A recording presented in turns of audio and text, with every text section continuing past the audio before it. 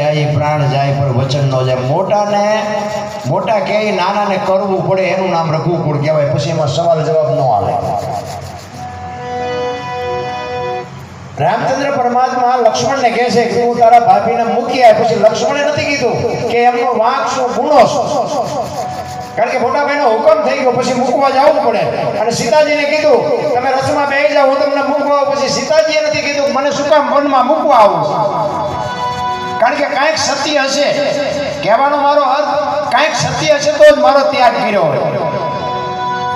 અને રથમાં બેસી ગયા.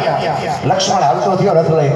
બાપુ લક્ષ્મણ રોતો રથ હાંકે જાય છે કે મારા મોટા ભાઈએ મારી પાસે કેવું કાળું કામ કરવા માટે મોકલ્યું. મારા ભાભીનો વાંક નથી, ગુનો નથી, અને આ કામ કરવા મને મોકલો. રોતો જાય છે, રથ હટતો જાય છે.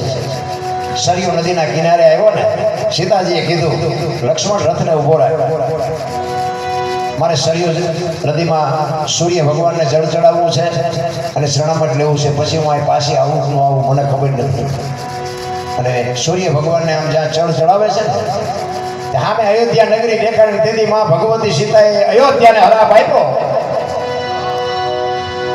કે આજ હું જેવી હળગું ને એવું તારું નામ રે તારોથી હળગ છે. કામ કે રામચંદ્ર પરમાત્મા જેથી વનમાં ગયા તેથી રામચંદ્ર તો બાપનું વચન પાળવા માટે જતા હતા, તોય આખી અયોધ્યા આડી ફરતી હતી કે રામ તમે ન જાઓ, રામ તમે ન જાઓ. આજ મારો વાંક નથી, ગુનો નથી, હું નોંધારી છું, અબળા છું, ગર્ભવતી છું, મારો કોઈ વાંક નથી. પણ રામને આખી અયોધ્યામાં કોઈ ડાયો માણા ન મળ્યો કે રામને સમજાવી શકે. આજ હું જેવી હળગું રે તારું નામ રે ત્યાં. આજે બાપુ અયોધ્યા તો હળગે જ છે.